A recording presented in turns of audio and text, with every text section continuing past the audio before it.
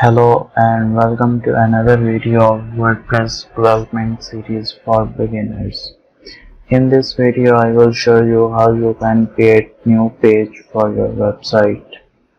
So after logging in to your WordPress dashboard, go to pages and click on add new page. From here, add title of your page. For now we say testing, and here is content of our page. This is a testing page, and we can simply publish this.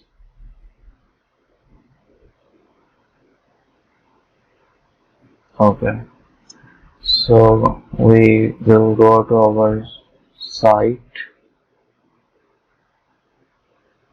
and here you can see we have just created this testing page and it is showing now, and this is our test.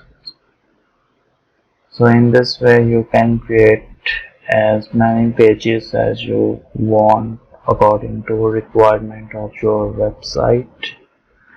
So that's all for this tutorial. In next tutorial I will go through with media, how you can manage media in WordPress.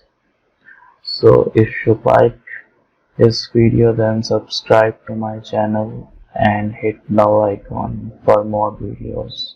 Thank you.